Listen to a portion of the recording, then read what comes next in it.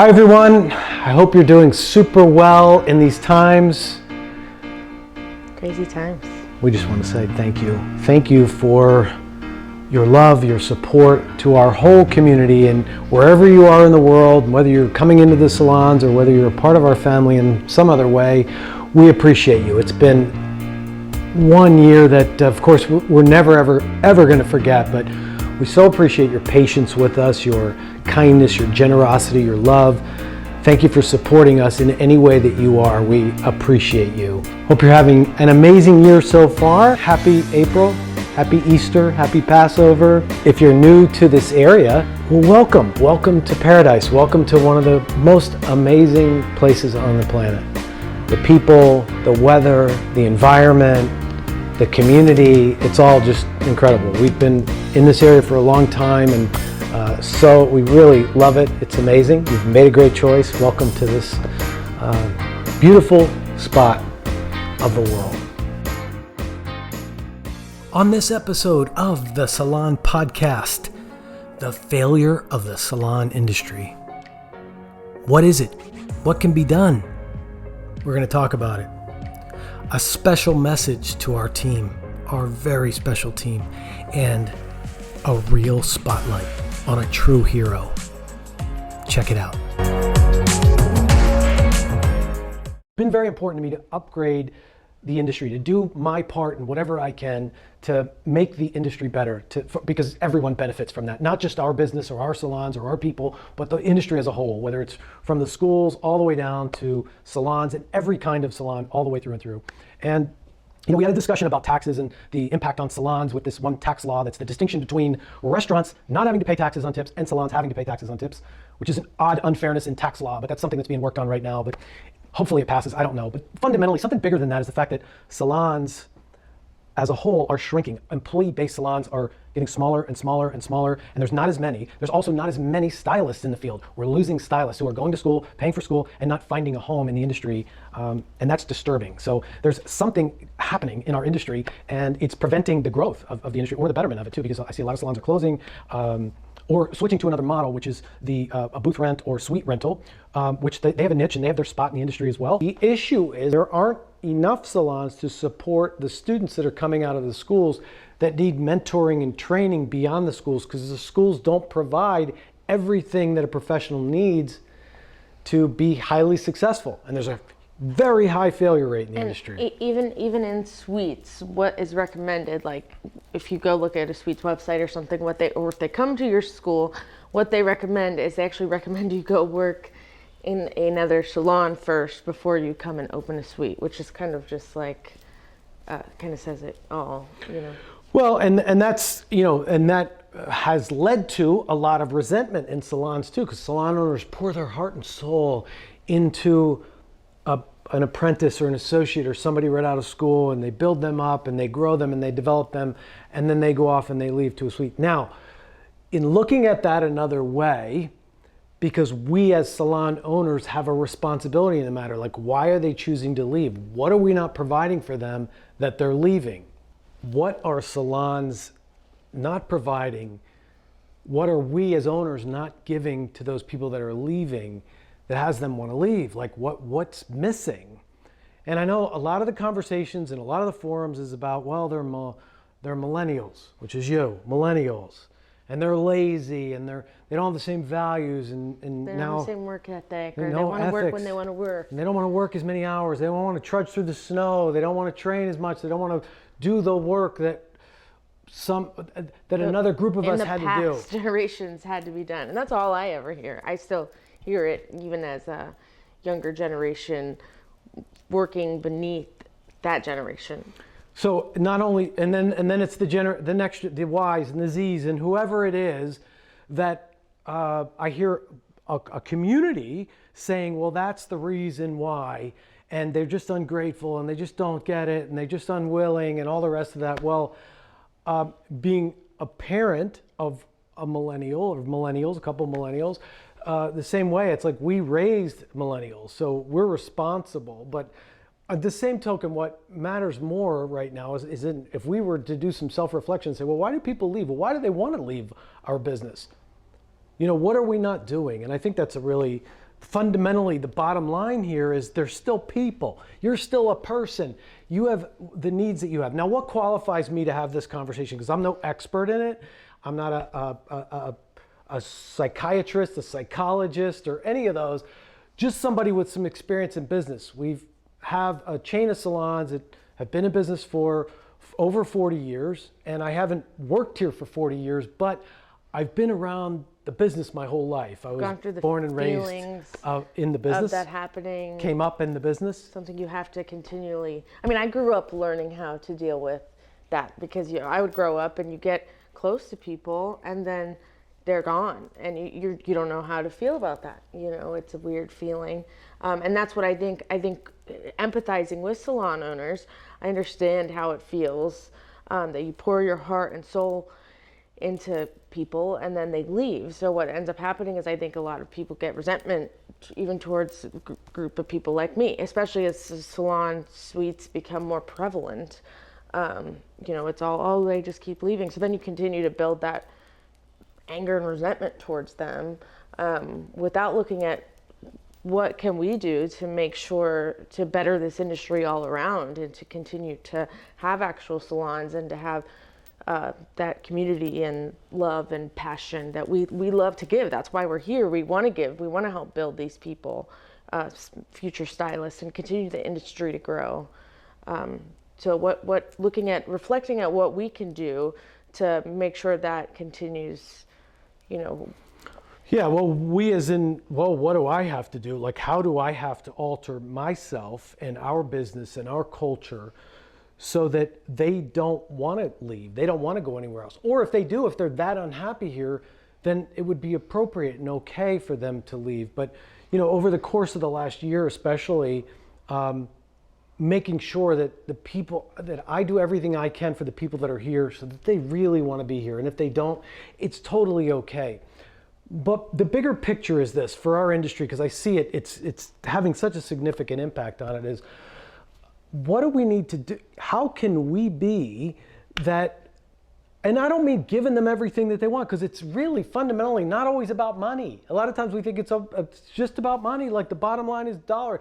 And that is so not true with everybody. It's not about the bottom line dollar. Yes, that matters in the equation, but there's so much more to it than that. And I don't say this as an expert. I don't have the perfect system. I know a lot of salon owners look for what is the right pay system.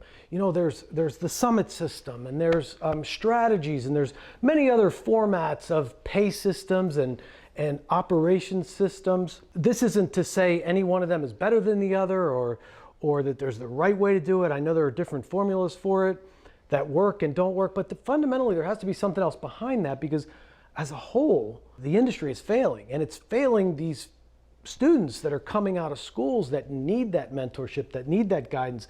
So many stylists I see just have thrown in the towel in the last couple of years and said, forget it, I'll just rent you the chair, just give me $100, $200 a week and it's yours, you come and go as you please, here's the key. And I don't need the headache anymore. Well, and so at some point you can't blame them, because it is a lot of work. I mean, it's a lot of work. Like, I empathize with those people because it's difficult. It's difficult to you get your heart. It hurts, so why not take the emotion out of it and just, there you go, But on the other side, look at it's so much more rewarding to when you have the people that stay and watching them grow and watching them become successful.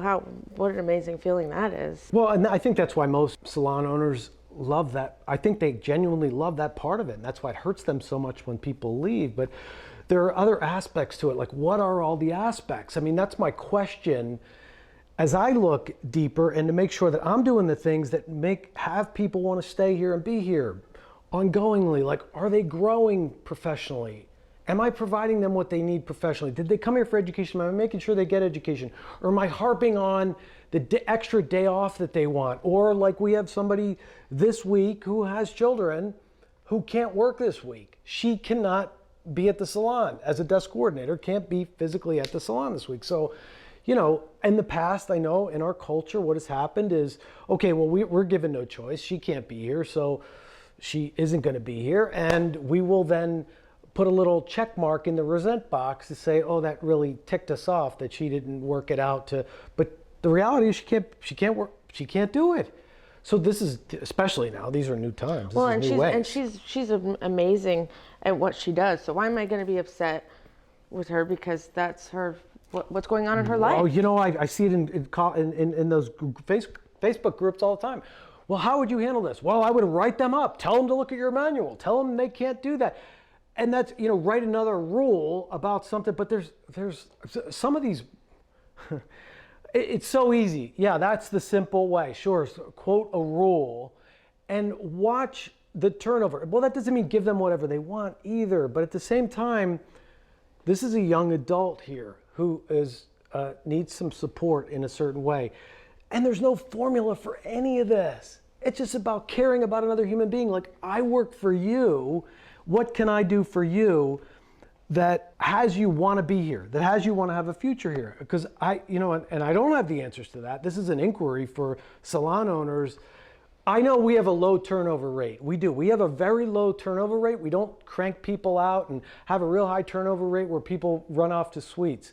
And I'm not saying we're doing anything perfectly, because you could probably ask some of our team. They could probably tell you many more than a dozen things of what we could do better, or what I could do better, or how we could do more.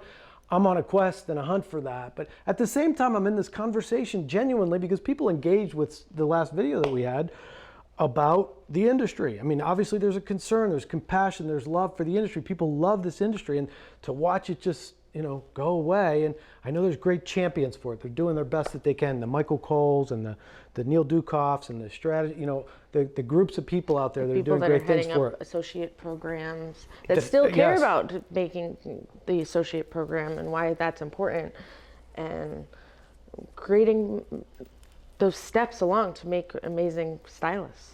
So I'm just inviting you to talk to me about what are the challenges that you deal with and what's happening for you. Now, we have a salary system, a salary pay system. It's not perfect, but it eliminates some of the other issues where it's all sales-based and all commission-based, where there has to be, and then there's arguments for both, and I'm not having that conversation now. I'm just saying that our version of that is working to a degree that, I think we've gotten it better along the way, but they're paid to make people happy versus only to, sales. Reward sales and only sales. So it changes the environment a little bit. It also gives people a little bit of security. I wanted to make sure that people had a 401k and that they had health insurance and dental and eye and some other benefits that weren't always available in the industry. So this is an invitation to you to just have a conversation about it. Let me know what your thoughts are about what's happening to the industry. It's fragmented now. I see students who are yearning for the guidance and the mentorship, and there's not as much of it as there used to be. So as a salon owner or a salon professional or a school owner or somebody just in the business, what do you see? What do you need in the business that would help you or have you grow and develop in this? Well, and I think the salon industry it's so important because there is so little of it left. So those of you that are still in there, whether that is a school or anything, because you can see it in schools as well, that students yearn to go to those kind of schools that have that camaraderie and the love and kindness. What are you guys doing to continue along, even though I know it is difficult? What do you feel about this? Are you ready to throw in the towel? Are you struggling?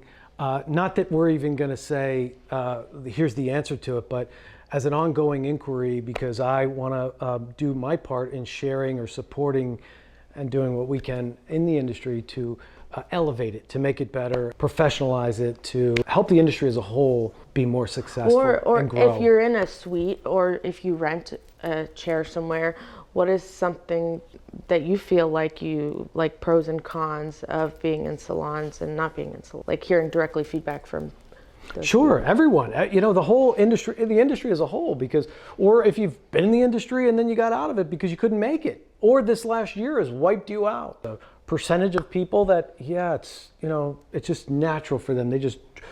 Customers are drawn to them. They just build business and they have a natural gift to do amazing work and be amazing to all people, and you're going to grow no matter what you do. But then there's a large percentage who really have to hustle and work hard, and it's been a struggle. So every gamut of the whole picture. What do you think? This is to you, to our special team, to our family. A thank you to our team for the last year of what, we have a smaller team that is doing more. Everybody's doing more, and it's been a year now since this whole thing started. Everybody's taken on new roles for things that we didn't even know, and we didn't even know, and adapting. And that's the blessing that I'm so grateful for every one of you. Thank you for always having the willingness and the ability to stop on a dime and shift gears, and to always be willing to adapt to whatever changes are coming, and not get too stuck on the way that the past was, because the past is in the past. Some of it we love and is great and we can't bring with us, and some of it we can, and what we can is great, and what we can't, we adapt and move forward. And that's what we have to keep doing over and over and over again. But I especially appreciate you for all that you've been able to do. And I'm talking to every one of you, because you've all contributed in a special way in this last year. I know it's been difficult. You've had to rearrange your lives completely. I understand that. I appreciate that. And thank you for the patience and the generosity and the kindness through everything that's happened for all of us, because we've all been through something significant, no matter what. And you've just been a tremendous team, and I'm super grateful. Everybody, the teamwork I've experienced, that I've felt, like it seems like everybody has just the most amazing attitude, even if not every day is a great day. Overall, throughout the last year, between doing deliveries, between changing the whole way we run the salon, we appreciate your willingness to be a part of us and who we are, and loving and caring about one another. I'm so proud of who we have here right now. The core of the family has gotten stronger, has gotten better, been able to do more with less.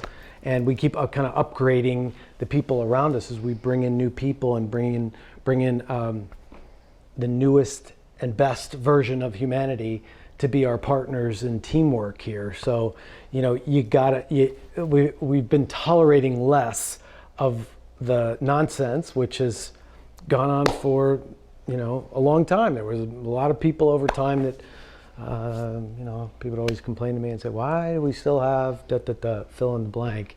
Why are they still here? And there was this huge hearted side always that was like, well, they're gonna get better, it's gonna turn out, it's gonna happen. And deep inside we know it's not, or it didn't, or it wouldn't. Not that we are there yet or have it all perfect, but we're definitely striving to make sure that you have the best support around you, you have the best team around you. I had a phone call today with somebody who is going to be joining our team in a new way that we haven't done for a long time, and that's somebody who has some experience in the business. In the past, when we've done that, listen, we've made some mistakes, but we've also captured some incredible people along the way. In fulfilling a need for the business, we have a lot of business that we're not able to do right now, and we're about, overall, if you don't count the time period that we were closed, over the course of the last year, we're about 15% down from the prior year. If you count the time period that we're closed, those 50 something days, obviously it's more than that because we had no income at all during that time, down about 15%. I think it was 22% at the Village, 17% at Bayfront, and 1% at the Promenade.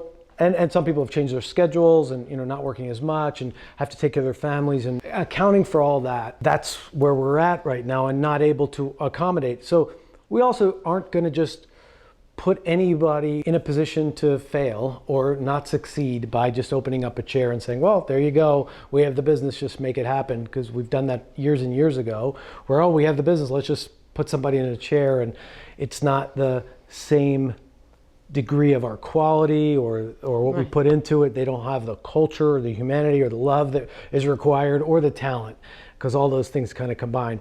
Well, over the course of the last year, there's been somebody who we've been doing mutual clients with from Chicago. His name is Pascal. We have built a relationship with him over the last several months. I really looked at him and had conversations with him to see that the guy has the heart and the humanity and the love of what our culture is about, has some fantastic experience, but has the experience without the ego. He's got a humble, good-natured kindness about him, and he is going to join our program, which is really exciting because he's specifically a cutter. He's Jacques Dessange trained, came over here with Jacques Dessange when they first opened. And anybody who's a long timer in the business knows that that was a brand that was well known for cutting and the quality of cutting, and brought over Frederick Fekkai from New York. But he doesn't run around here saying that's who he is. He's just a humble, solid, good core hair cutter who loves hair cutting. He's French. He's got the accent, which is awesome. Just love listening to him talk, and I think he'll be a great addition to us. So, this past week, I went to pick up a prescription for Michelle, and the pharmacist who I see at the CVS that we go to is a really special person. I met her a few years ago after the hurricane, right after the Hurricane Irma. She came out to help an older customer who needed her medication, but missed seeing the pharmacist after the hurricane had happened, and this was right after they opened back up. And I saw her hug this client back when it was okay to hug. This was Hurricane Irma times. She gave her a big hug, and I just saw the humanity in her. She was a very special person. I think I gave her a gift card to come to the salon. I remember she became a good I remember hearing about her. Client. And her daughter too as well, right? Yeah, and just a great family. And she has a specific type of cancer that she's been being treated for. It's been a struggle for her. She doesn't make it look like a struggle, but she's going through a lot to be treated for that. She would go back and forth to Miami, and when I'd see her from time to time, she'd tell me about the latest. And when I saw her last weekend, she was explaining to me that the latest treatment that she's on is she's on a clinical trial, and she has to travel to Washington, Baltimore area once a month to go up there for this trial. And I asked her why she was doing that, and she said because her doctor was treating her here or in Miami, said that he had run out of options for her for the treatment of this cancer in her brain, and that this clinical trial was something that she could try. And she was getting ready to leave in a couple days. In fact, she might have gone there on Friday, I think, to fly up there to get her treatment and then fly back. She does this on her own, but she does it. She talked about it like it was going to pick up milk, like it was just not that big a deal. And to have that over your head on a daily basis, to think the thought like that, and when I'm thinking my biggest worry of the day is, oh boy, it's 3 degrees warmer in here today than I normally like it to be, so I'm going to get a little more sweat. That's my biggest issue of the day. And then having a conversation with her about where she's headed and why she's headed there. She's just always been this incredible spirit to me, this incredible woman. She is somebody, when you talk about a spotlight on somebody good and just a good heart and a good soul, and somebody who I love and appreciate her amazing attitude. She is still working, yeah. She looks fantastic. She looks amazing. And that's where I saw her, was at the pharmacy. And this was just last week. She's doing extraordinary. I so appreciate her. I love her. And I thank you for being such an inspiration. But that's truly, genuinely a good person, like a spotlight on a good human being. She has every reason in the world and every right in the world to be, oh, woe is me, man, this sucks. I've been dealt this card, and she's just making the most of it. And that really has me appreciate every moment, including this moment right now, because that's all we have. And having my daughter here with me. And he's my dad. How cool, who gets to do that? And we had our little powwow, which is not like you would think. It's not like you sit down and you check things off like a meeting. We do that.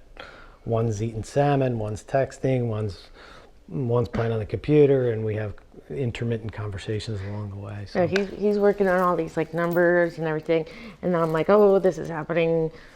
What's your opinion on this? I need coaching on this. Tell me what should I do for this? And who got arrested? Who got arrested? Who got arrested? Oh gosh. Oh. Yeah. Ouch, that hurt. Okay. Yeah, just whatever's going on in life, there's always somebody, so there's always something,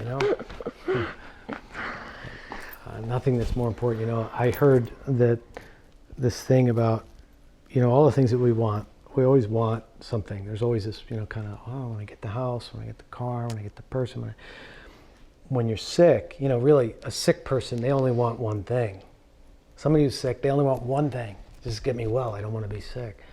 But when you're not sick, you're like, well, I want a Tesla, and I want a house, and I want a boat, and I want this from There's Amazon, always, I want a physical handbag, I things want you a need. purse, I want, and none of that matters in the scheme of things. It's just how it is. There's these natural wants that we always want. When you don't have your health, when you don't have your well-being, nothing else matters.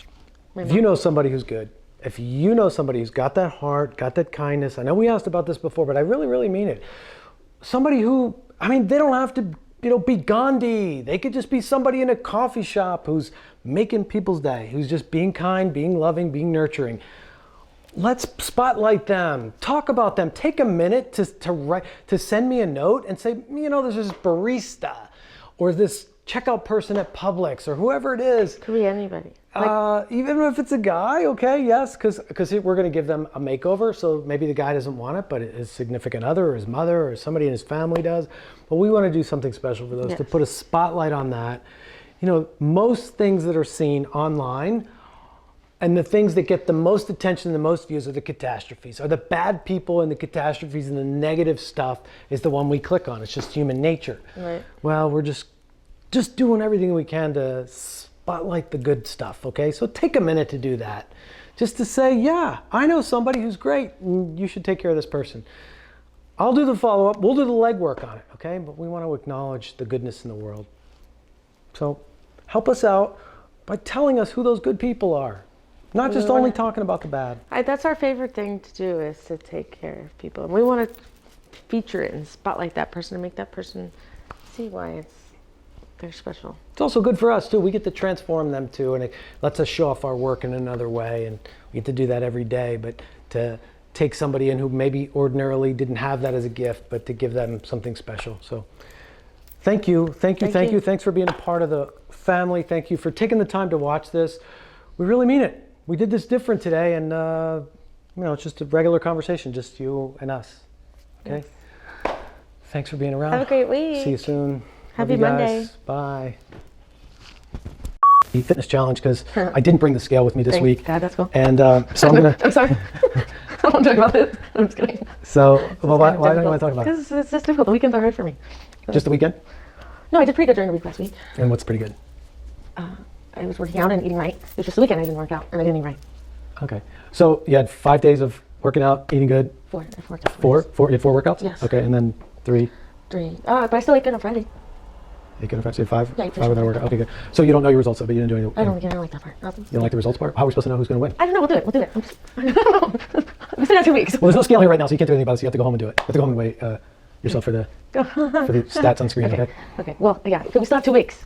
Yeah, we do. I know Anna asked me to. I was like, oh. I'm just kidding. I didn't do horrible. But I feel like I should be more committed. I feel like you should be more committed. So what do you mean by that? Because I just didn't eat well this weekend. Okay. So are you back on track today? Yeah, I ate salmon with you. Is that what you had today? I mean, you have a however you're working out, you're eating, but you're just not eating bad, or you're eating a certain way that you do it? Correct. Okay.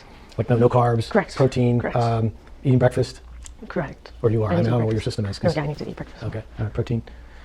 Okay. Just like fish and vegetables and chicken. Yeah, well, you know what to eat. You've been around me long enough. My whole life around you. Just checking to see. All right, so here's the results. So, I don't think the week. I expected more. I'm not doing more. I mean, my workouts were great this week, I thought, but eating was pretty good. My results kind of sucked this week. I just thought. Okay, that makes me feel better. I thought it was gonna crush me. That's why I was. Yeah, well, there's the numbers up there. I mean, I think not great numbers this week, but 2 weeks. I'm counting on the next 2 weeks anyway. I definitely feel a lot better. I feel so much better because I know I'm not.